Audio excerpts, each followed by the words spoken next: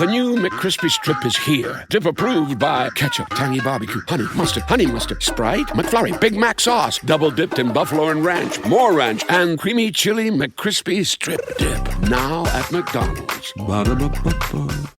This message comes from Greenlight. Ready to start talking to your kids about financial literacy? Meet Greenlight, the debit card and money app that teaches kids and teens how to earn, save, spend wisely, and invest with your guardrails in place. With Greenlight, you can send money to kids quickly, set up chores, automate allowance, and keep an eye on your kids' spending with real-time notifications. Join millions of parents and kids building healthy financial habits together on Greenlight. Get started risk-free at greenlight.com/Wondery. This is a mini meditation guided by Bombas. Repeat after me. I'm comfy. I'm cozy. I have 0 blisters on my toes. And that's because I wear Bombas, the softest socks, underwear, and t-shirts that give back. One purchased equals one donated. Now go to bombas.com/Wondery and use code WONDERY for 20% off your first purchase. That's BOMBAS.com/Wondery and use code WONDERY at checkout. He gave me a book on art forgery. I found myself drawn to these old masters.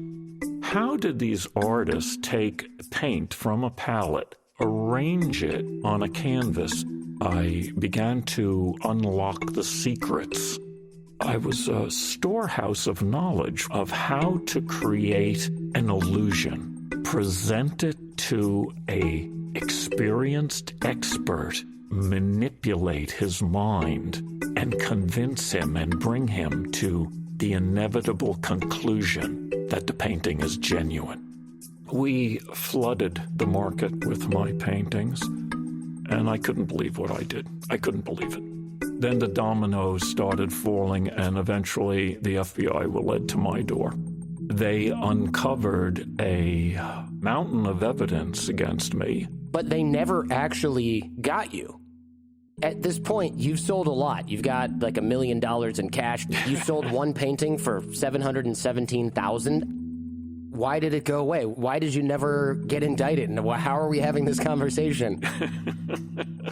I guess that's the greatest story of all. To hear how Ken Perenni made millions in art forgery, dodged the mafia and the FBI, subscribe to The Jordan Harbinger Show and check out episode 282 in Apple Podcasts, Spotify, or wherever you're listening now.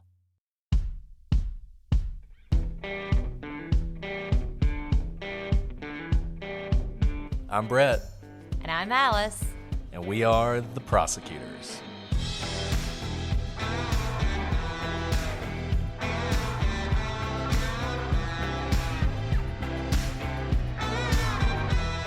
Today on The Prosecutors, we continue our look at D.B. Cooper and the money he took.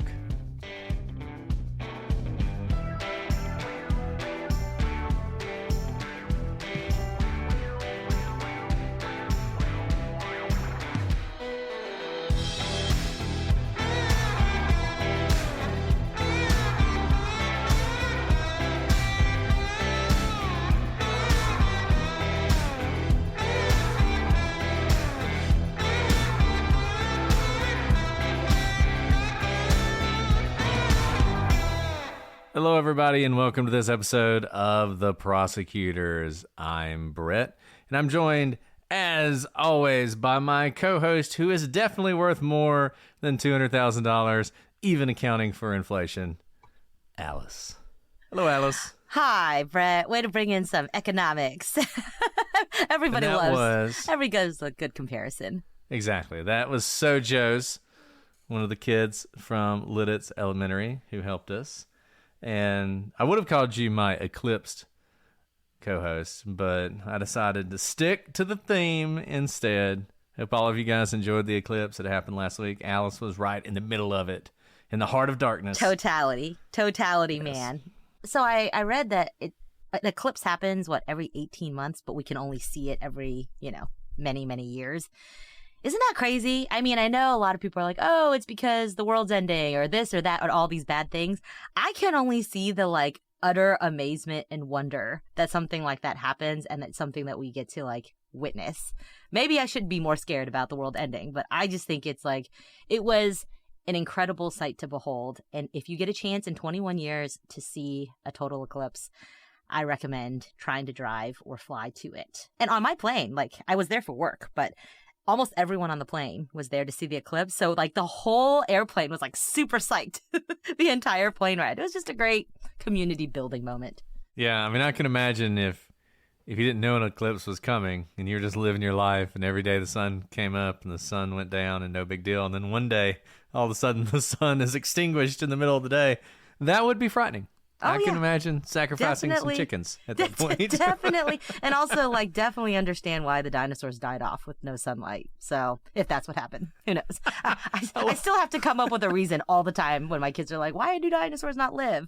But, you know, remnants of dinosaur ages still live. Have you seen a crocodile? And also, I found a snake skin in my garage today. So, wow. I will never leave my house again, basically, is what I'm saying. I feel like we're going off the reservation now. We got a lot of interesting. We got a lot side to talk notes about. You know why? out. You know why? It's because when I don't have an answer to one of our cases, I just delay. Because I'm like, who is DB Cooper? I don't know. But we should probably stop delaying and just jump to it.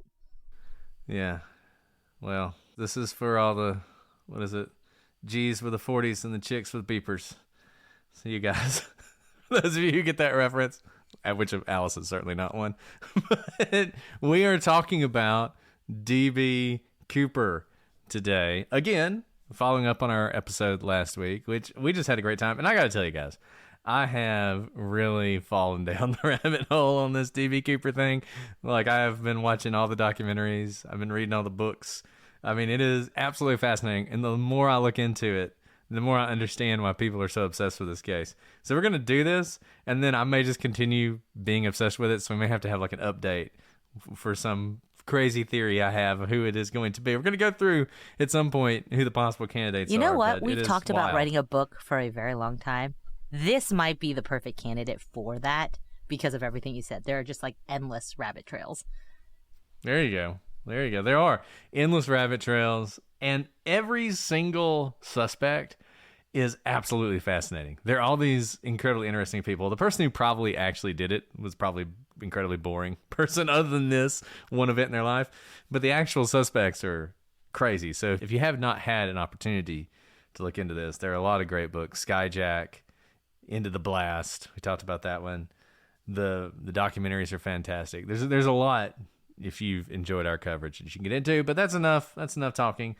Let's talk about the case. We ended last time with where some people think DB Cooper ended, which was jumping into a maelstrom to parachute into the darkness and try to escape with the $200,000 that he had taken. And so now we're going to get into the investigation. So that brings us to November 25th, 1971. Now, investigators are eager to start this investigation. They want to get on the ground as soon as possible. Remember, it's quite possible that DB Cooper jumped into a very remote area. It could have taken him a while, if he survived the jump, to get out of the forest. Moreover, he could be injured. In fact, there were some people in the FBI who believed it was impossible for him to make this jump and not be injured. And that means if you can get on the ground quickly, get into the forest quickly, you may be able to catch him before he even has a chance to get out. And nothing else, maybe you'll come across some people who are witnesses. Maybe you'll see some remnants of the parachute or whatever. You're looking for evidence as quickly as possible. But the same weather that had made it difficult for DB Cooper to survive this jump made it very difficult for the search. And really, this continued for months. At one point, there was a nearby Army base, and the soldiers at the Army base were tasked with doing the search. And the search was so difficult, and the weather was so bad, that at some point, the general in charge wrote a memo to the Department of Defense and was like, look, we got to pull our guys out. They're completely exhausted. They cannot continue doing this anymore. So that's how tough this was. And they weren't able to get out there as quickly as they would have liked. They tried all sorts of things. They had an SR-71 Blackbird, which is the spy plane with all sorts of abilities, high-powered cameras that they flew over the area several times. But it was so cloudy and so stormy that it could not get any photographs of the area that they could use. It's the fastest plane in the world. Actually, in case you're ever in the DC airport, the Smithsonian store in the DCA airport has model SR-71 Blackbirds, and I learned that it made it from Los Angeles to New York in, how long do you think? The fastest that it ever clocked. An hour? Close. Hour, 4 minutes. Wow. Isn't that insane? All to say is, the point of that is that this is the best and the brightest of anything our military had. They deployed it for DB Cooper. So they were treating this as if this was the highest national priority. I mean, the SR-71 isn't deployed for like just any old hijacker, but they have, the Department of Defense on it, our highest and best used spy planes. And this is not something where it's like, oh, they didn't investigate. We are throwing all of our national defense resources at it. And those of you who are in law enforcement, if you've worked around law enforcement, when you have an incident like this that is unique, daring, dangerous, and expensive, it is very important to find and apprehend the person as quickly as possible, because it's not just the media and interested folks at home who are watching. It's other people who are thinking, that seems like a pretty good way to make money. If that guy can get away with it, maybe I can get away with it too. So they really want to catch this guy. They really want to show this is not something that you should try at home. And so they are deploying as many resources as they can, but they're finding it extremely difficult to find DB Cooper. And as we're going to talk about in a second, this difficulty is heightened because they don't know exactly where to look. The problem is it was so stormy and the flight path was not as exact as you might think. It's especially in the 70s. It's not like we're using geospatial technology here. We're plotting these flight maps on pen and paper. So they have a really good enough for government work, good enough to get from airport to airport idea of where they are. But when you're talking about a guy jumping out the back of a plane in a 200 mile an hour wind, and in addition to that, the storm, and he's in a parachute, knowing exactly where to look is difficult, particularly when you don't know exactly when he jumped. They had sort of a good idea because of the pressure change, but even a matter of minutes, in fact, 1 minute is going to become important later, can have many, many miles, square miles, effect on where he might be and where you should be searching. One thing, just to show you how deeply invested we are in researching all the theories in this case, Brett and I attended an air show this past weekend and watched a lot of military people parachute out of airplanes in military fashion. And actually, I thought that, I don't know if you caught this, Brett, with like all of the reporting they were doing over the thousands of people who were hundreds of thousands of people who were watching, but they were demonstrating how the parachuters were able to manipulate incredibly effectively in the sky. I've always kind of thought of parachuting as like, you're just going to land where you're going to land, like hope it's not among the trees. But especially with like their military training, they were able to essentially like land in a square spot exactly where they wanted to be amidst flying planes and other parachuters in the air. So we'll talk about theories later as to who we think DB Cooper is. But if he has an idea where people are going to be looking for him, and even if we have an idea exactly where he jumped, if he's very sophisticated of a parachuter, may or may not be the case based on the parachute that he took, he could have incredible manipulative effect on where he ultimately lands that could be outside of any scope if they're treating him as just a regular Joe who jumped out of an airplane. And that's what's fascinating, or one of the many things that's fascinating about this case, is because it's almost, in order to find him, you have to know who he is. Because his ability to do exactly what Alice said, to manipulate that parachute, also has a vast effect on where he might have landed. If he's not able to do so, either because of the style of parachute or just because he is not very sophisticated parachutist, he's more likely to be in the search area. If he's somebody who has jumped out of a lot of planes and can manipulate parachutes that maybe the average person couldn't, and can direct himself somewhere, then he is more likely to have been able to escape, which will make it much harder to find him. So if you knew his background, it would be much easier to find out who it is. But in order to know his background, you got to know who it is. And so that's what leads these people down these rabbit trails where they pick a suspect and they build all these reasons you think it's him.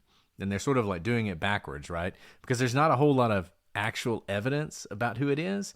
There's just what he did and how he did it and what kind of person could do that. I'm sure the behavioral analysis unit in FBI has a room full of D.B. Cooper files because that is the kind of thing you're doing here. You're trying to figure out what kind of person would do this and then see if you can narrow it down.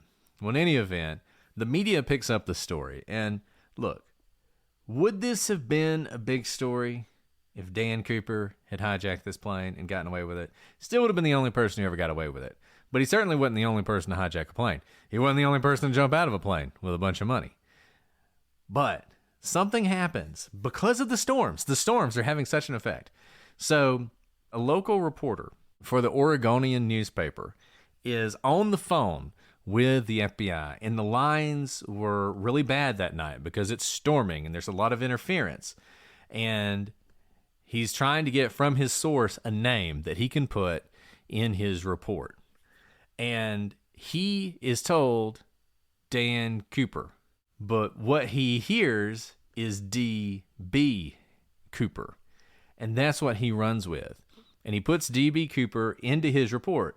And he just so happens to be working in the same building, in fact, next door to the AP reporter who puts out the AP press reports that the wire reports that you sometimes see. Even now, a lot of stories, they're not written by your local reporters. They're written by an AP wire reporter. It goes out over the wire, and then every newspaper, every news outlet that has some sort of contract with AP can take that language and put it in their own paper and use it for content. Well, they all work together, and the AP reporter's like, hey, you got any line on the guy's name? He's like, yeah, his name's D.B. Cooper. So it goes out over the AP wire.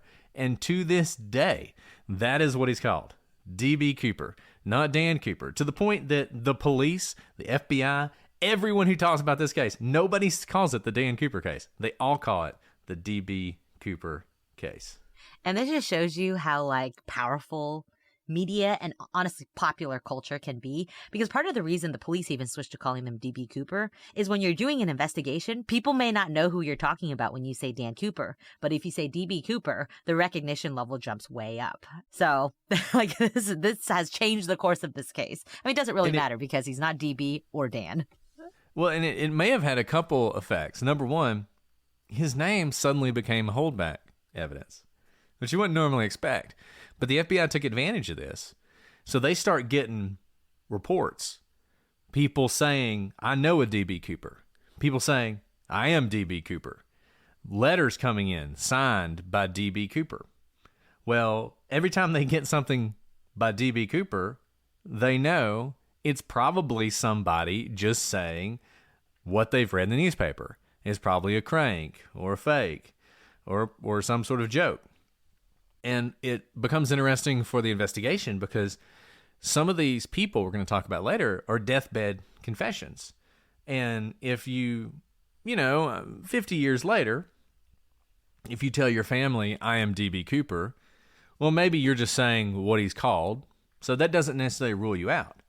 But if you tell your family on your deathbed, I'm Dan Cooper, all of a sudden, that becomes much more powerful. Because why would you use that name? I mean, now we know that that's his name, but why would you use that name and not D.B. Cooper? It sort of gives some of those deathbed confessions, and I say some of those because there have been multiple ones, which cuts against my argument, but it gives those a little bit more credibility when people are using the right name and not the famous name. But absolutely, D.B. Cooper became a name burned into people's mind. He became a folk hero. There are songs about him. Ba with a ba, to bang, diggy diggy, diggy said to boogie, sit up, jump the boogie. Just one example of a song that mentions D.B. Cooper.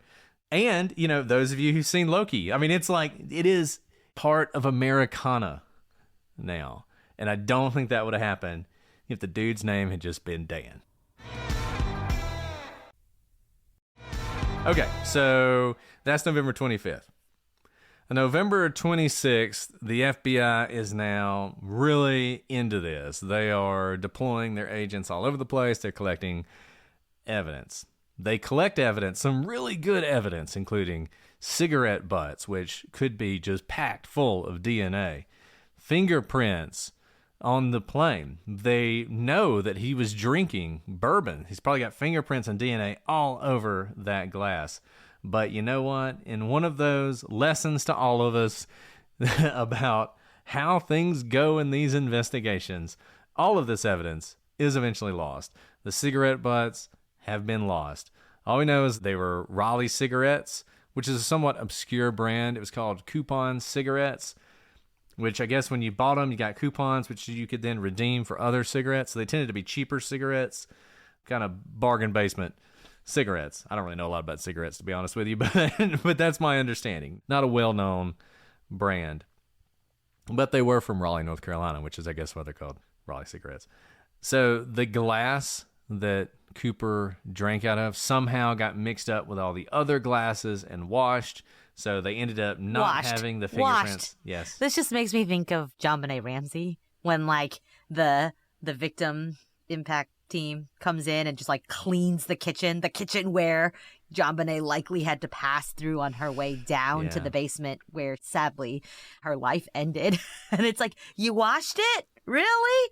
The one time you decide to clean is now. Yeah, and the problem was the fingerprints. They had fingerprints, but man, there were a ton of fingerprints. There were lots of people's fingerprints. It's a plane. There's going to be a lot of fingerprints. So it was very difficult for them to isolate out anything in particular, though they did try and do that to remove as many of those fingerprints as possible, which left them with a large number of unknown fingerprints, but they still have it. So now they're thinking, look, the way we got to do this, it's the people. We hate to do that. As you guys know, eyewitness accounts are pretty bad. This one, longer than most. This is not, I saw a guy for 3 seconds, and now I'm going to give you a detailed description of him. There were a lot of people on that plane for a long time. So they start interviewing passengers and crew members. The problem was the passengers were generally unaware of the hijacking. They didn't pay much attention to this mystery man who's in the back of the plane. It's funny, there was actually a federal prosecutor on the plane. He didn't notice anything. So, missed out on an opportunity there. But there was this college student we've mentioned before. He was actually sitting across from D.B. Cooper. He was one of the few people in the back of the plane.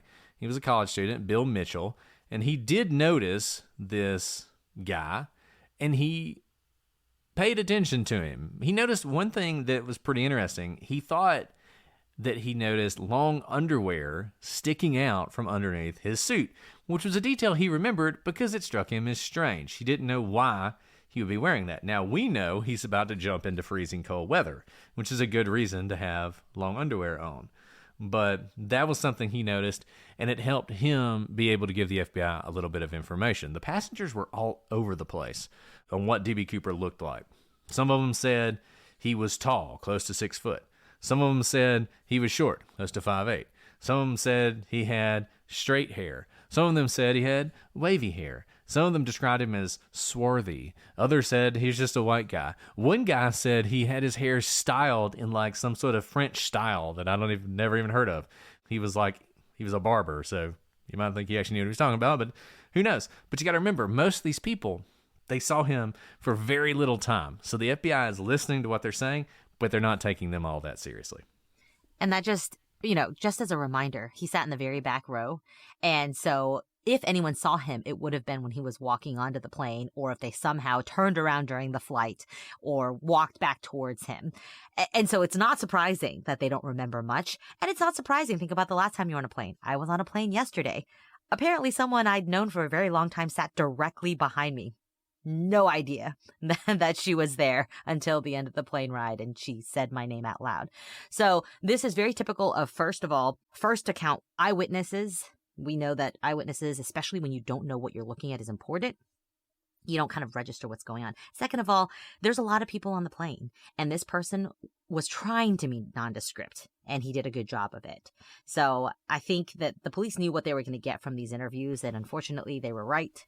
Kind of useless interviews from these folks.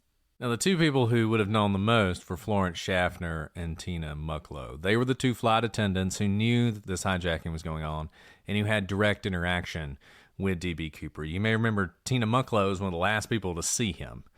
Interestingly, she later became a nun. Don't know if that has anything to do with this, but just what she did with her life. So they spent a lot of time with him. The FBI actually interviewed them in 2 different cities. They didn't do that on purpose so much as Florence Schaffner was able to get off the plane when they landed. Tina Mucklow stayed on the plane during the hijacking, so they ended up interviewing her in Reno. But it was good to have 2 interviews of these people in different places. They can't get together on, what they're talking about. So you expect you're going to get, there's always the possibility this is an inside job, right? So you don't necessarily want the witnesses in the same room. You don't want them talking to each other. You want to get their independent stories. What they said was close, but it was still a little different. Down to which side did he part his hair on, that kind of thing. And this is the ultimate.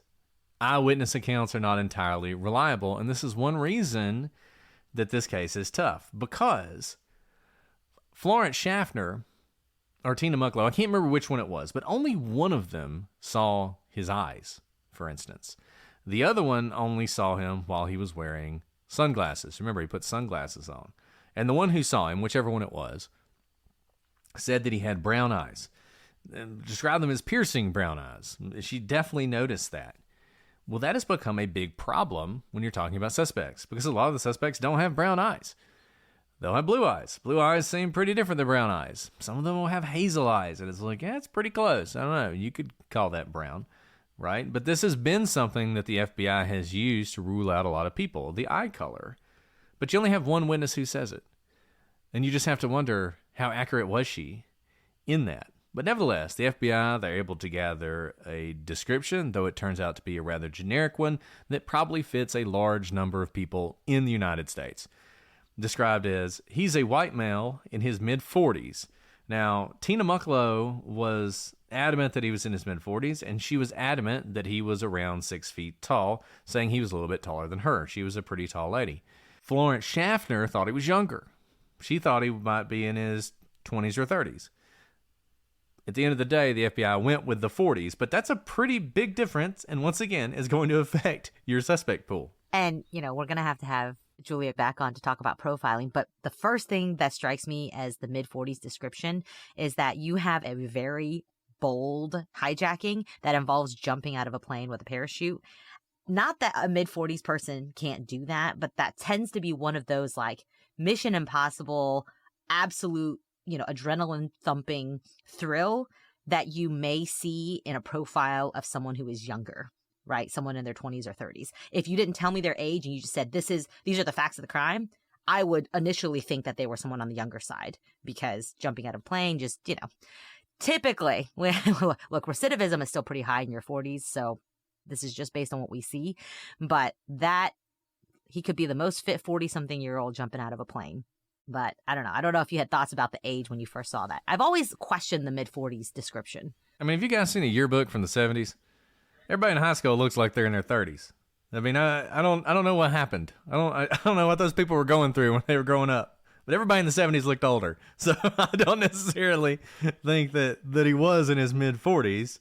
But that's sort of our starting point. And the problem with this is I don't think you can use any of this to definitively rule anybody out, though they are things that people point to. The other thing he's described as having, he's between 5'10" and 6 feet tall, approximately 175 pounds, with an average build, and an olive complexion. This is another thing people argue about. Some people said he looked like he was possibly Native American or Hispanic. Other people have suggested he might have just been wearing makeup as part of his disguise to make his skin look a little bit darker than it would be in normal life. But this is something you're going to have to deal with when you start looking at some of these suspects. Some of them are part Native American, for instance, and that is often used as sort of a, look, maybe that's where this olive complexion description comes from. And that's something we're going to see as we start to work through things. He wore a dark suit with a black tie. Now, the interesting thing about the suit and tie was the tie was sort of a skinny tie, and it was a tie that had gone out of style. So it was an older style clip-on tie. We're not talking 20 years older, but 4 or 5 years, probably from its prime. Men had started to wear broader ties at the beginning of the 70s, and that is something the FBI noticed as well. And they wondered, is this an older suit, or possibly a suit that he just picked up at a second-hand store or something like that, which is also going to have an effect later on because the tie is going to have DNA on it. And the question, of course, is it D.B. Cooper's DNA or is it someone else's? And when that DNA is used to rule out suspects, can we count on that or should we ignore it? And they also knew that early on in the hijacking, he had put on that pair of dark sunglasses to hide his eyes. But we still had that report of piercing brown eyes, which would go along with if he were Hispanic or something along those lines, that he might have darker eyes. So they are now going to work. They're trying to figure out, the most important thing for them is, where did he jump? They're going over this flight path. They're interviewing the pilots. They're meticulously trying to work things out. And they assume, and they later test this, they fly a plane out over the ocean and they start dropping stuff out the back of it to see what will happen to the plane. And they become pretty confident that that pressure bump, when it seemed like something had happened in the plane, was him jumping out of the plane and the stairs lifting up, partially closing, changing the pressure in the plane, coming back down, changing the pressure again. That was the moment he jumped off. So they had a decent idea of the time he jumped off. And the area of the search was relatively large. They put it about 25 square miles east of the Columbia River. Now, the problem was, number one, the pilot did not know exactly where he was. He did not know exactly what path he was traveling. Also, they didn't know exactly when Cooper jumped off. They had a pretty good idea within a couple minutes, but they didn't know exactly. And because they didn't know the exact path, they could not coordinate those two to create a good drop zone. And they messed up. They lost a minute in the course of plotting this out. For some reason, they lost a minute. They went from like 8:02 to 8:05. Or excuse me, 8:02, that's more than 1 minute. 8:02 to 8:04. And so when they did that, they're plotting each minute. Where would they be? If this flight path was correct, where would they be over? Well, by losing a minute, you lost those miles that they traveled too. And now you have him in that spot later on, when in fact they'd already passed over there. Which means, and this is incredibly important, because the initial place that they plotted out, the place that was so hard to search, that it wore down Army veterans and was impossible to get through because it was so tangled and forested and thick, and the kind of place you would think, if anybody jumped out of a plane and landed in here, they're in big trouble and they're never going to make it. The problem is, if you add that 1 minute back in, all of a sudden, the drop zone shifts to a much less forested area. An area that most people think if you jumped over that area, you could have survived. And this was a huge, huge problem for the FBI when they're trying to figure out exactly where to search. And over the years, this potential jump location has shifted many, many times and many, many miles, with people who know this case arguing to the death over where it was that D.B. Cooper actually would have landed. So with all of this, it was no surprise that the search for D.B. Cooper was completely unsuccessful. Not only that they can't find him, there's absolutely no sign of him, or even evidence of the jump discovered. I mean, you might be able to find, scraps of his clothing if it had caught on, debris, his pack, the money. Remember, $200,000 and $20 bills is 10. Did we say 10,000? 10,000 bills. It's a lot of opportunity for things to fly out of the bag. We didn't find that until later. Put a pin in that. We didn't find the parachute. We didn't find anything that could have led to the fact that he even jumped. And here's the thing. Decades later, investigators are no closer to figuring out D.B. Cooper's true identity. But they do identify one piece of information that may have pointed to a lack of general knowledge of parachutes on D.B. Cooper's part. We talked a little earlier about, is he a sophisticated parachuter? If he is, he could really manipulate where he lands, especially, by the way, if he knows how to use the winds from this massive storm to his advantage. So instead of being a detriment, if it were something he could leverage to get him even farther, you can imagine how this even opens up his landing place by even many more square miles. But one potential piece of evidence that may show that he wasn't that sophisticated of a parachuter was that he asked for 2 sets of parachutes. Each of the sets had a main parachute that went on the back and a small reserve pack that's worn on the chest. One of the sets that was delivered was actually a dummy reserve parachute that's used for training purposes and sewn shut. We've talked about this before, where there should be no mistake because no one wants to accidentally give someone the wrong reserve parachute. And so it says like reserve, it's sewn shut, you can't open it. Anyone who knows something, even if you could read probably, would know that this is a parachute that does not have a reserve pack that works. If you're jumping out of a plane, I would think you want to pick the pack that gives you the greatest chance of survival. Now, for unknown reasons, Cooper used the set with the dummy reserve parachute instead of the operational set. So, and again, this was an accident, by the way. This was not that they gave him a dummy parachute. Oh, was that an accident? I just thought they were trying to like mess with him. No, the parachutes were the hardest thing to get. So it was a real rush job to get the parachutes. And the guy who worked at the parachute place just ran into the office, grabbed the first 4 chutes he found, and gave them to the FBI. And nobody noticed, including D.B. Cooper, that one of them was a fake chute. So it turned out. Wait, real quick then, how did they figure out after the fact? Because it was the one taken, so how did they know it was reserve? Does that make sense? That's a great question. I actually don't know the answer to that. I don't know. I'm here to ask good questions. I don't know if when they did the inventory on the parachutes they had left, because it was the guy who gave them the chutes that figured out that one of the chutes didn't work. Okay, this is just me. He must have done some sort of inventory. The fact that it wasn't on purpose is going to make me question this whole line. Anyway, why not? We should question everything because we have no answers many decades later anyway. Maybe they had a perfect inventory of what they had and they knew after the fact that it was the reserve parachute. But the fact that it wasn't on purpose, I thought it was a plant, just like level of success lower or whatever, for whatever reason, something like that. But if that was not on purpose, there's human error in terms of how you track your parachutes, and especially if it was so hurried and that was the chute that went out with him and it's never been found. Maybe, I don't know how much stock I'm going to put into knowing for a fact that that was a reserve parachute or that D.B. Cooper messed up by picking it. So I'm going to be that weird person who's going to just call into question that piece of evidence. Yeah, I mean, either way, it was his reserve chute, so presumably he didn't need it. But they didn't want to give him any fake chutes. I mean, some people have said, well, yeah, they probably did it on purpose. Well, the reason they didn't do it on purpose is because they believed, and in fact, the FAA psychologist, who knew they had one, who did all the research on hijackers, had told the pilots back when they were trying to get him to get out the front of the plane that his plan was he was going to jump out of the plane, he was going to make Tina Mucklow jump out with him, and then he was going to blow up the plane.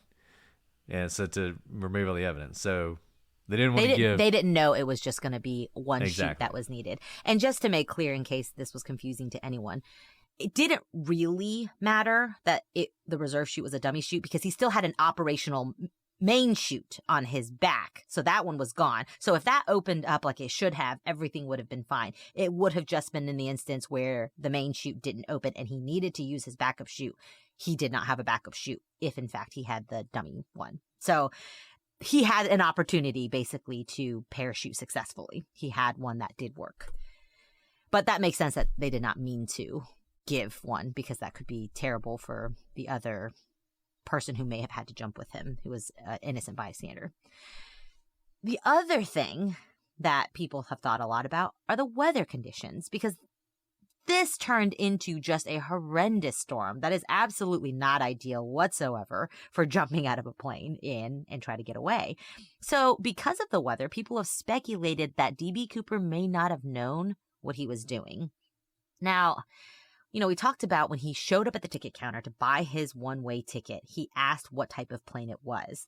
And so you would think if he had in mind the type of plane, which involved understanding of the physicality and the physics of the plane, how slow really it could fly and still stay in the air with the stairs down, all these sorts of different metrics, that he would have, of course, factored in a huge thing that affects planes, weather conditions and wind. And so the fact that it was raining and hailing and the wind gusts were extreme and the temperature in the air would have been frigid, people have speculated that maybe he wasn't as sophisticated as we've given him credit for. You see, Cooper would have jumped into a 15-degree, incredibly windy, incredibly rainy storm while carrying 10,000 bills strapped to him with a parachute that is, of course, beholden to wind. I don't know. I could see that going both ways, right? Because it worked in his favor that the storm was so bad. The storm lasted so long that they couldn't do a proper search for him. It made the jump incredibly risky, but the whole endeavor was really risky anyway. And we can barely predict the weather today. It's very possible that it was not supposed to be that bad, or it got worse very quickly. I mean, today, I don't know about you, Brett, but my kids all got out of school early dismissal by noon because they expected tornadoes to hit all over the area. We didn't get a drop of rain until 5 p.m. And then it was rain, but barely any thunder and certainly no tornadoes, but they canceled school for it. And so this is, more than 50 years later. And we haven't speculated that D.B. Cooper is a weatherman. We think maybe he's a parachuter or a military man or an airplane mechanic, but I don't know how much to read into the fact that it ended up being a very rainy day. It could have been that it was part of his plan, or that he, like so many people after him, are unable to predict the weather. Look, we've been going through this, and as we've talked about it, we've talked about evidence and what are clues that we have.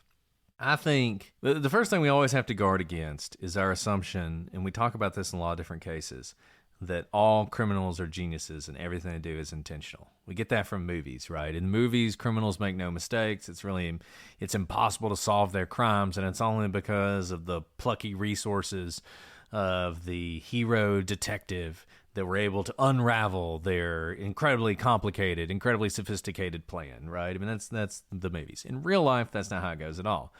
In real life, Murphy's Law is never more in effect than it is when you're committing a crime, and things happen that you don't anticipate. So, you can look at this case and think that every single thing D.B. Cooper did was intentional. When he's standing on those stairs, the stairs have been down for 15 minutes before he jumps. He's peering through the sky, the topography, which he knows like the back of his hand, waiting for the perfect moment to leap from the plane so he'll land exactly where he wants to be. Or he's standing there thinking, I have made a terrible mistake. What am I thinking? And then finally he's just like, well, there's no going back now, and he leaps into the void, right? And it's hard to say which one of those is going on here. Did he take the reserve parachute that was sewn shut because he knew he didn't need it, and he thought, they gave me one of these, this will throw them off, I'm going to take this one? Or was it a mistake, and did he land and look at his parachute and realize, oh, well, I'm glad my main one opened because this one doesn't even work? It's hard to say. Now, the thing that I'll say I am absolutely certain of, I think he had a working knowledge of this plane, one way or the other. He did not have a perfect knowledge. It seems like, for instance, that he did not know exactly how to open those back stairs. He sort of got a run through from Tina Mucklow. He looked at the instructions, and then he did it himself.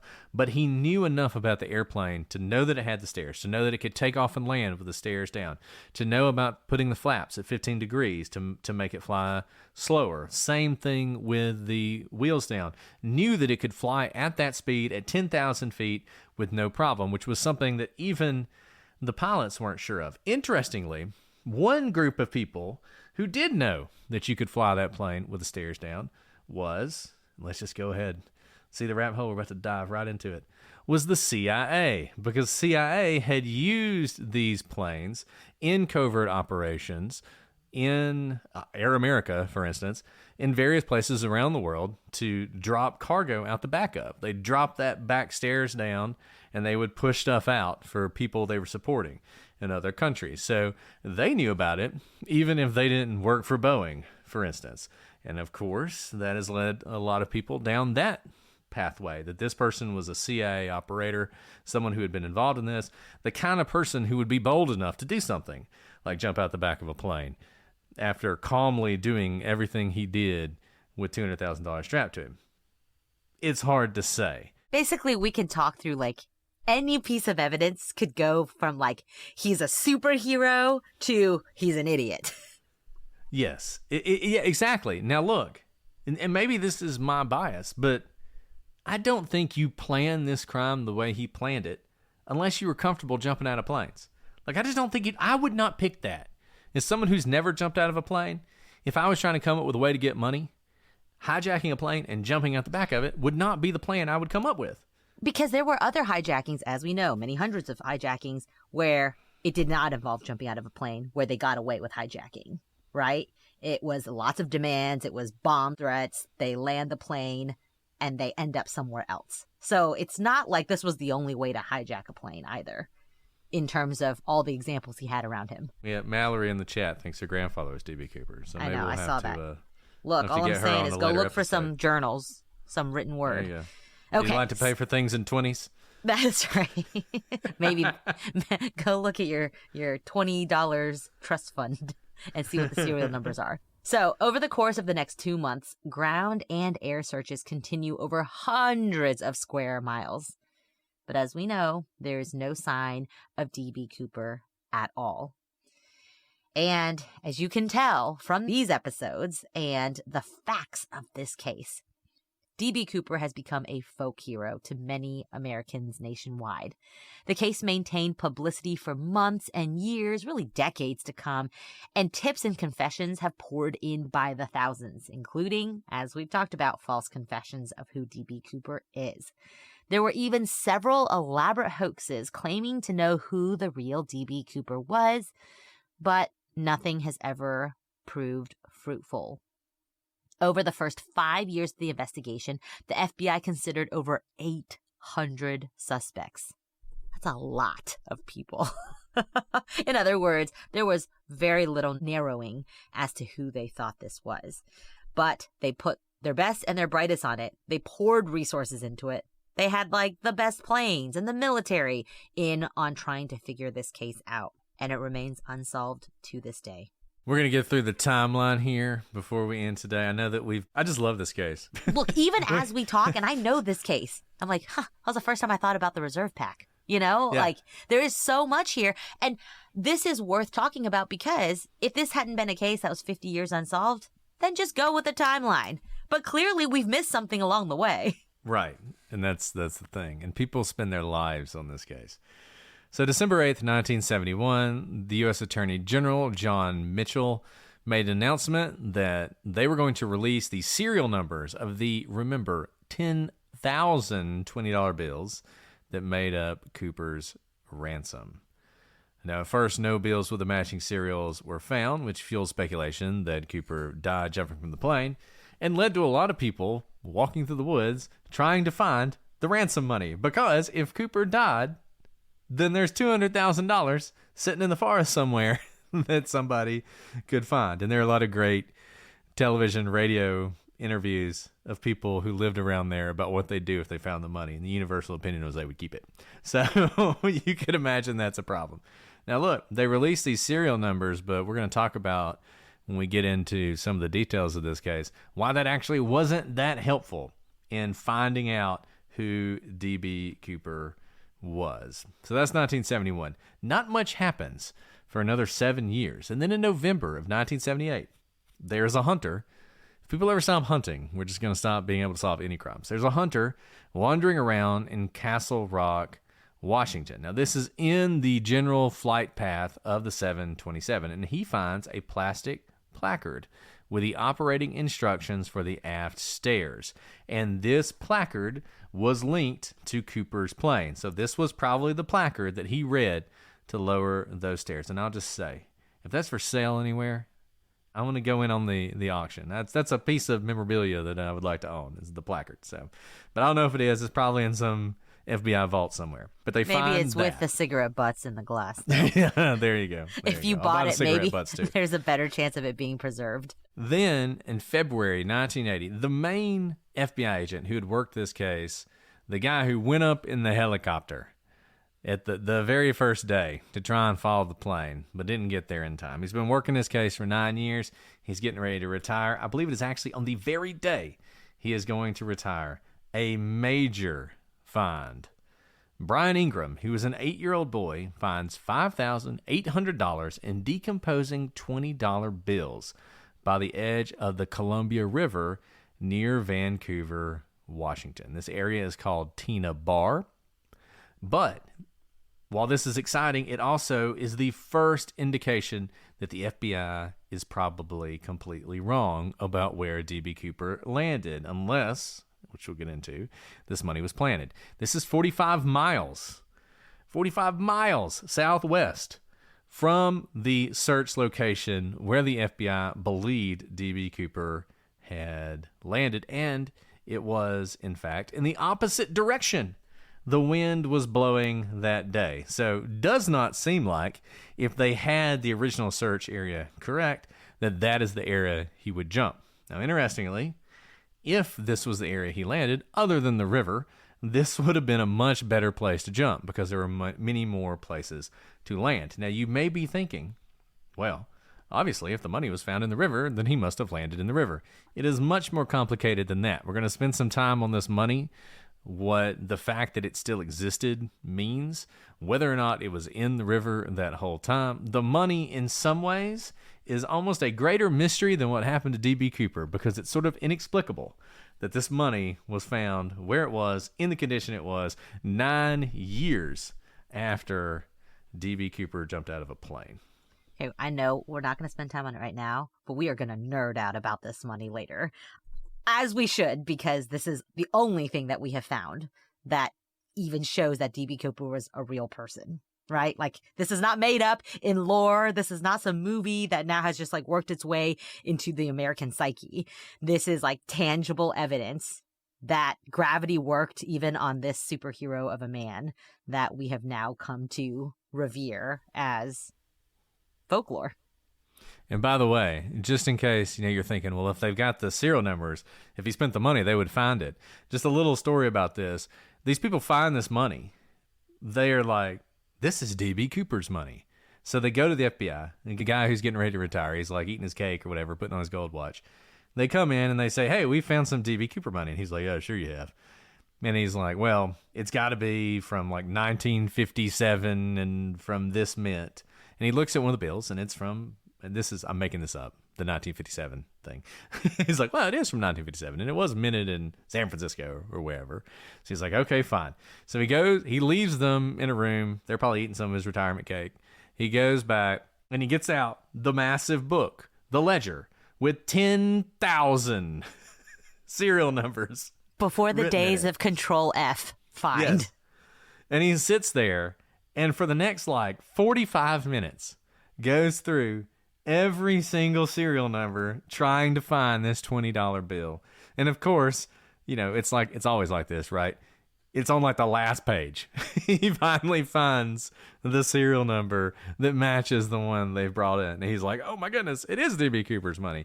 But just imagine if every time somebody went to a 7-Eleven to buy a Coke, the 7-Eleven clerk's like, okay, well, they paid for the 20.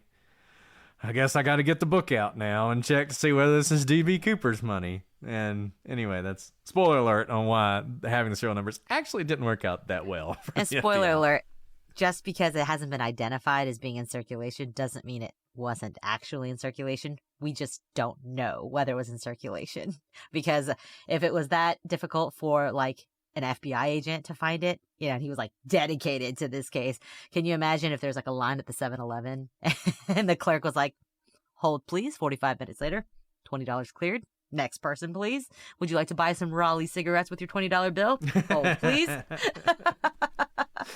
So the check is only as good. There was not some wonderful database that you could just run your money through and, immediately it would ding or something like that. Today, what they do is they put ink, just so you don't go rob a bank.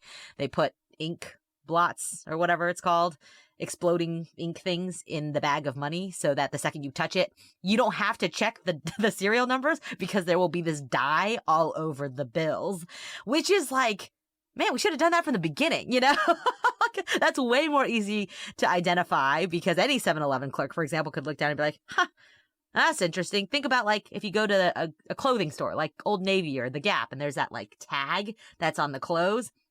And if you try to pull it off, it, I think, tears a hole into your clothes or something like that. That's essentially what they do for money that you steal these days. So we've really gone backwards in terms of the level of sophistication for what we're looking for. It's because if you want people to actually find all these thousands of bills, it has to be something readily identifiable for masses of people. Let me just say, just real quick, this was like the worst thing that ever happened to the Ingram family. People call it the Cooper curse. If you get too close to the D.B. Cooper case, we got to avoid this, Alice. You become cursed. And so Brian Ingram, he finds this money. They get this burst of fame. There are all these rewards they think they're going to get. Well, first, turns out all the rewards have expired. So they don't get any rewards. There's all this national coverage. Well, the family had moved from Oklahoma. And when they moved from Oklahoma, they took their car, as one might do. But because of some sort of like reporting snafu or something, the place that they bought their car from didn't have their address.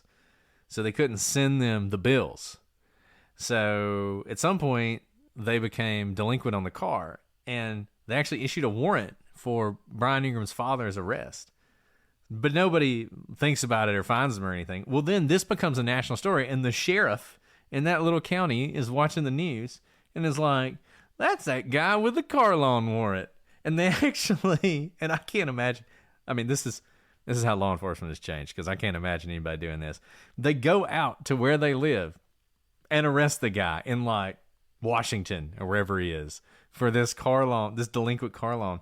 And then there's a national press story that's like, son gets father arrested, which you can only imagine how it made this 8-year-old feel when his dad gets arrested because of this. It caused like there was a lot of problems in the family because, people wanted money. They thought they had gotten a bunch of money, so they wanted money. So it was a really just disaster for them. Brian Ingram eventually, though, became like a big D.B. Cooper scholar and researcher. So he's at peace with it, but nevertheless, just a wild story about how fame can affect you.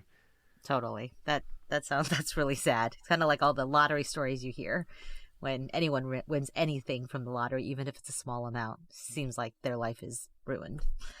Okay, we're almost the end of the timeline. Almost. July. Okay, so that was February of 1980 when Brian Ingram finds the decomposing money. You must think, now we're going. 9 years later, but now the investigation is going. We have evidence. We're going to search around that area. We're going to find the rest of the money, or we're going to find the parachute, or we're going to find D.B. Cooper or signs of him, right? Wrong. Nothing happens for decades. So much nothing happens, in fact, that on July 12th, 2016, the FBI officially declares that they will no longer be actively investigating the Norjack case. And their official statement is this, which I'm going to read to you verbatim. Following one of the longest and most exhaustive investigations in our history, on July 8th, 2016, the FBI redirected resources allocated to the D.B. Cooper case in order to focus on other investigative priorities. During the course of the 45-year Norjack investigation, the FBI exhaustively reviewed all credible leads, coordinated between multiple field offices to conduct searches, collected all available evidence, and interviewed all identified witnesses. Over the years, the FBI has applied numerous new and innovative investigative techniques, as well as examined countless items at the FBI laboratory. Evidence obtained during the course of the investigation will now be preserved for historical purposes at FBI headquarters in Washington, D.C. The mystery surrounding the hijacking of a Northwest Orient Airlines flight in November 1971 by a still unknown individual resulted in significant international attention and a decades-long manhunt. Although the FBI appreciated the immense number of tips provided by members of the public, none to date have resulted in a definitive identification of the hijacker. The tips have conveyed plausible theories, descriptive information about individuals potentially matching the hijacker, and anecdotes, to include accounts of sudden, unexplained wealth. In order to solve a case, the FBI must prove culpability beyond a reasonable doubt, and unfortunately, none of the well-meaning tips or applications of new investigative technology have yielded the necessary proof.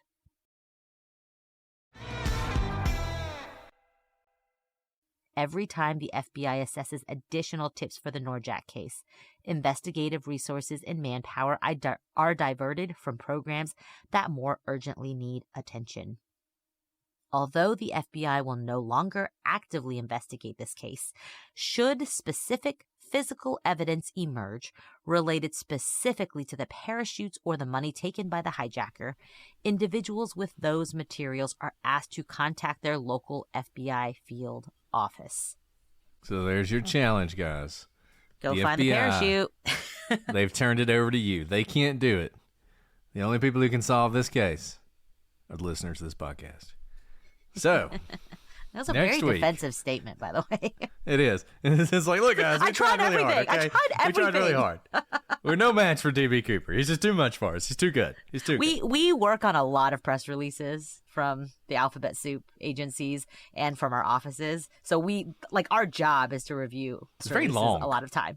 This one is long. unlike any press release, really. Yeah. It's very defensive. It's They don't normally say when they're going to stop investigating. They just and that was the we're thing I was still going to say. investigating. You just close it, all right? You don't say anything about it because what happens in those cases, you get a tip, and if it's closed, you don't have to investigate it. Just put it into a file and keep going. Right. Exactly. So, I don't know. I think it's pretty interesting. And some people have said this is the first case where the FBI ever really tried to use crowdsourcing to solve it. They did. They shared evidence. We're going to talk about the money and some other things and the tie later on, which a lot of the things that were discovered that have really been breakthroughs in this case were discovered by people who are really interested in this case. I think there's like a website called like the Vortex or something. I can't remember, but where a lot of these people, they're scientists. There's one guy who apparently lives in Alabama named Sluggo. He's super involved, but the FBI at some point just starts sending out their evidence to these people. They're like, do what you can. And they're like, well, I have an electron microscope, so I'll look at the tie under the electron microscope. And they start discovering things. That missing minute we talked about, that was discovered by a sort of web sleuth type person. So if you're out there and you're fascinated by this case, you could be the one to crack it, or you could become forever lost in this case and lose everything you ever loved because of it. So watch out. That is my warning to you. But next week, we're going to go through some of the things we've hinted at. We're going to talk about in more detail, some of the interesting aspects of this case, some of the facts that maybe are a little different. And then we're going to get into suspects. We're going to talk about copycats. We're going to talk about people who worked for the airline, people who were very clearly involved in clandestine operations. We're going to talk about one woman who could be DB Cooper. Turn that over in your heads. It's Jessica in the chat's favorite suspect. I had only done a couple sentences on her, but now I'm going to expand it because she's pretty interesting, actually. But anyways, we got a lot of suspects that we're going to look through. I have my favorite suspect. Alice, I don't know if you have picked a favorite suspect yet. The more I look into it, the more I think my favorite suspect is probably not the suspect. But nevertheless, I'm sticking to it because I just like him. So I think none of our suspects, I think none of the named suspects are close to the real person. So it's more like the idea of who the suspect is, like the profile. I think if this is ever solved, it probably will be something that no one is looking at. It's going to be like Joe D'Angelo in the Golden State Killer case, where like people had exhaustive 1,000-person spreadsheets of possible suspects, and it turned out it was nobody anybody was looking at. I totally could see that happening here, though the uniqueness of this case, it's not just some random person killing people. I mean, there's a lot going on here that you would think would enable you to narrow this down. So maybe one of the known suspects is the person. I mean, somebody did it, unless they didn't, because that's another theory. And we'll talk about that as well. I'm going to talk about all that in a future episode. But for now, Alice, would you like to answer questions? Absolutely. Okay, let's answer some questions. We have so many now. We have hundreds of questions. It's always hard. Wood wants to know, besides finding the body, what will it take to make an arrest and prosecute the suspect in the Kyron Horman disappearance? That's a case that we did, I guess, over a year ago now. Also in a similar area. Also in a similar area, and in the wilderness there, made it difficult. I would say number one, I don't think they'll find a body at this point. It's been so long. I would be surprised. But you never know.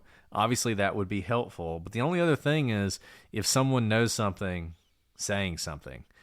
That's true in a lot of cases. I think at this point, it's not going to be forensics or anything like that that solves it because, unfortunately, there is so little evidence in that case. He truly did seem to vanish into thin air, and I think that's why this case has been so hard to solve. Alice, I don't know if you have any thoughts. Yeah, I don't that. I don't think the lack of prosecution in this case is because of the lack of a body. You can prosecute a case without a body, and I don't know that finding a body at this point would even yield enough like forensic evidence to point one theory or the other. So I think it's someone talking, someone confessing, someone knowing something that they're able to come forward with and try the case, which is very sad because he was just a young child. Yes, it's an incredibly sad case. It's one that I would love to see solved. I hope it's solved one day. I hope that family gets closure, but it's going to take something. And that's why the best we can do is to keep spreading it as much as possible and hope that one day it will be solved. Aunt Dana wants to know, or Dana, could be Dana, do you ever feel burned out, or do you have a broader range of cases that you're able to work to keep fresh? What about you, Alice? Do you ever feel burned out? I only laughed because I was like, do I feel burned out like in life all the time? But I think he meant professionally. I don't. I truly do not feel burned out in the practice of law, if that's what you're talking about. Podcasting, never. This podcasting is so much fun because I get to do it with you. And partly law is the same, right? I get very exhausted after a very intense case that we may have tried. That happens after every big trial. I think I feel very tired and I feel like I'll never be able to do it again. But that's not burned out. That's more like you finally finished the race and you are sitting down to like rest. And I think that's why I'm drawn to the practice of law is every new case, even if it's the same subject matter, is going to be different based on the specific facts of that case. So you kind of have to relearn everything, and you get to learn new areas of the law and of life all the time. I learn about like swaths of the world that I otherwise wouldn't know anything about because of the cases I have. For some, that's like a nightmare because you never get comfortable in your own skin as a lawyer, essentially. Everything is kind of always shifting sands. But to me, that's really exciting because I don't sit at a desk and like press a widget button all day. And my job never will be that, which is why it's so exciting. And a lot of people have asked, like, why are you guys crazy people? Why do you still work like highly intense day jobs as lawyers and, you know, raise families and podcasts? And part of it is I kind of love lawyering because of the excitement and ability for me to learn areas of the world that I otherwise wouldn't know about. Like, I probably will never be a farmer, but I've been able to learn because of a case so much about an area of farming, you know, whether it be soybeans or meat or processing, and you like get to dive in and interview witnesses and know everything about that area and then apply it to the law, which is the special part. That was a really law nerd answer. It was. No, I mean, I think we're both very fortunate in that our careers have allowed us to be very flexible. I mean, there are a lot of people out there. I mean, lawyers have a high rate of alcoholism, depression, and stuff like that, drug use. And a lot of legal jobs are incredibly draining and can be the kind of things that burn you out. Alice and I think, have been very fortunate in the jobs we've gotten to do. Even when they've been hard and draining, they are always exciting and different. So I think we're very lucky, and that's not everyone's experience in the law. You know, for the podcast, I never get tired of doing the podcast. And I can't imagine being burned out of that. I get tired of some of the stuff around it. I'll be honest with you. I am more and more frustrated with some of the stuff that surrounds podcasting and interacting with people. But that's just, I mean, that's my fault because I'm very involved in social media. It is not your fault, Brett. It is not your fault. We're having a little therapy session right here. Yeah, it's not. But it's just that can be draining. But, I mean, that's just, you just have to take a step back from that because the actual doing the podcast, like this is a lot of fun, interacting with the people who are here now from from our patron is great, So, some of the cases are tough. Some of the cases weigh on you. If you really care about this stuff and you do it, the cases, they can really start to affect you because you learn a lot about the worst things that ever happened to people, some of which are children, and you get to know the families. I mean, it is hard to overstate. If you have not been involved in a crime or suffered from a crime or worked in criminal justice, you really cannot understand the impact that a crime has on people. We had a case in my office. I don't want to say too much about it because part of it's still ongoing, but it was a murder case. We don't have many murder cases. Very rare that we have a murder case. We did have a murder case. And as you guys know, I do the appeals, and there will be an appeal in this case. I knew there'd be an appeal in this case, so I was working on it with the folks who were trying it, and I was there for the verdict. And I walked into the courtroom, and the family was they were in one of the benches. They were all on their knees, and they were praying because this was the moment. I mean, as stressful as this is for lawyers when you know the jury's coming back, just imagine if one of your loved ones had been murdered and you truly believe the person who has been accused of this did it. And now 12 people are going to walk in that room and tell you whether you're ever going to get justice. And that had an effect on me, seeing that, and the person was convicted and seeing their reaction. But that stuff can weigh on you. So you just have to keep everything in perspective. And the podcast, I mean, really is just fun. I mean, we have fun doing it. But this is weighty stuff. I mean, DB Cooper, not so much. That's one reason I enjoy doing DB Cooper so much. Not so much weighty stuff, but a lot of stuff is, and I think it's really important. I'm rambling now, but it's really important for all of us who are true crime consumers, true crime creators, to always remember that we are doing this for entertainment, and don't lie to yourself and say you're not. But there are very real people who have suffered some horrible things that we're talking about, and you have to keep that at the front of your mind. And what Brett just said right now about being affected by our daily life job, I think helps us in the podcast world. That's partly why I'm kind of unwilling to give up, the foot we have in each world, because when you live your life entirely behind a computer, behind a microphone, it's pretty easy to forget that these are real people's lives. And I'm not just talking about the victims. I'm also talking about the suspects we're talking about, the investigators we're talking about, who we say lost cigarette butts and lost, X, Y, and Z. Those may have been the worst days of those people's lives. But when you hide behind a microphone, you hide behind a screen name or a Twitter or X handle, all of a sudden you become 11 feet tall and you think your words can spout off as you wish. And when you see real people in court on a daily basis with real tears and real impacts of their lives based on what is happening in the legal system, based on investigations and cases that you prosecute, it brings you down to reality real fast. And that it absolutely informs the way we do this podcast, and it informs the way I live my life every single day. It's certainly made me a more compassionate person because I'm like, whew, there's a lot of darkness in this world. And I think we all, as true crime consumers, would benefit from recognizing that you cannot remind yourself too much of this. Every single person we talk about in every single one of these stories, not just the victims, are real people with immense complexity in their lives leading up to the moment in which we are talking about them in this one slice of a story. This one slice of the story is but a second in their entire lives. And having a responsibility to discuss it with maturity and compassion is the very least that we can do as podcasters, and also all of you as consumers of these podcasts when you talk about it as well, which is why I really love this community, because I do think the gravity is imparted on the conversations that we see about the cases we discuss by this group, by these people who listen. But so really that's just patting you all on the back, but a reminder, be kind in how you talk about these cases, be kind in how you speak in everyday life. We see obviously kind of the most extremes of humanity through the podcast, but also through our jobs. But everything you encounter on a daily basis, we're just on that spectrum. Just because we see one side of the spectrum doesn't mean we're not all on the same spectrum.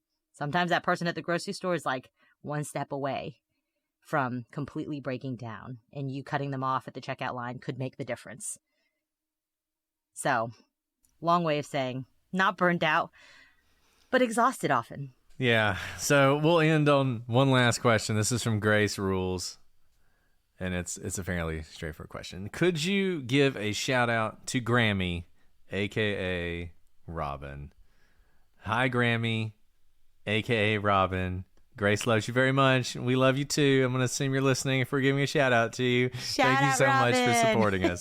I love that. I love that someone used their question to do that. That is very sweet. Me too. So awesome. That was great.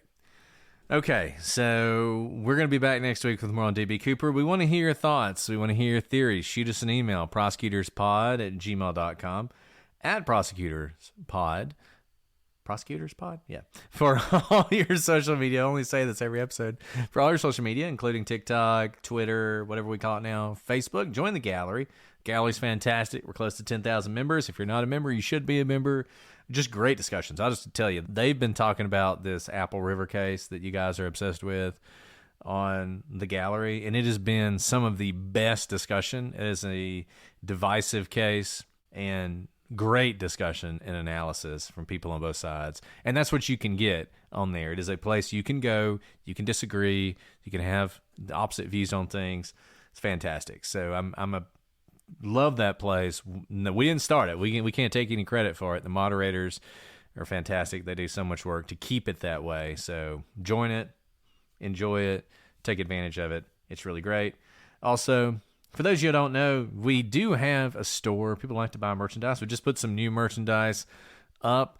I'll post a link. If you're listening to this, it'll be in the show notes. I'll post a link so you can check out some of our latest stuff, as well as the stuff we have. And I only mention it because very soon we'll be at Crime Con. So if you want to wear some merch representing the prosecutors, we'd love to see you in it. We hope that you'll come to see us in Nashville. It is not too late.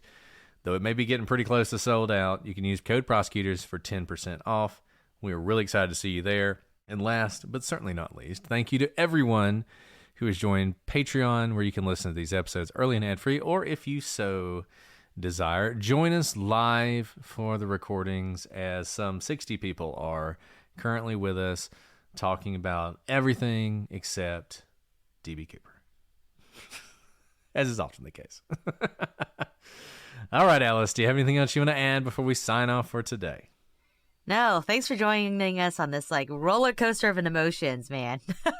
From eclipses to DB Coopers to air shows to soulful questions. As it is with the prosecutors always. I do want to shout for those of you watching live. So we have the kids did artwork for DB Cooper. So I'm going to show some of the artwork. I just have to say that Brett took all of them. He wouldn't let me take any of them. As I do. He wouldn't let me take even one. Some of them have a real future. I mean, some of them draw like I do. No offense, kids. But some of them are really There's some incredible. Really good ones. They tried to do it in the style of Hannah Hill, our amazing artist. These kids are just amazing. Their descriptors, I haven't yet seen her their DB music, Cooper art, their artwork. It was such a joy to go to Lidditz. I don't think that will be our last time there. No, it will not be. We're definitely going to go back. I just love Lidditz. I may move to Lidditz. It's the cutest. So don't move there. Cutest tiny little town ever. It is. All right. We've talked enough. We'll be back next week. But until then, I'm Brett. And I'm Alice. And we are the prosecutors.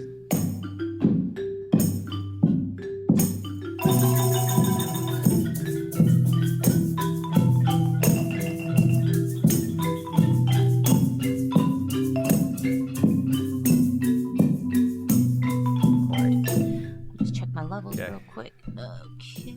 Whenever I leave town, I have to really check my levels because this closet ain't protected. Yeah. Guys, okay. Did anyone else see the total eclipse? Because I was in Dallas and it was incredible. It was. I knew it was gonna be amazing, and it was as amazing as I thought it was going to be. When you watch it totally eclipse. The whole, where I was standing, there were a bunch of people, just because everyone that comes out of the buildings to watch, just started, cheering. And it was so great. It was a great moment of humanity. But anyways, You got a little dark here. I know. Well, here's the crazy thing. This is how powerful the sun is, right? Like, it doesn't get dark. It's like a light switches off. It's not quite. I don't know if other people had different experiences. So it wasn't like pitch black at all. But the difference between like the second before total eclipse and actual eclipse was stark.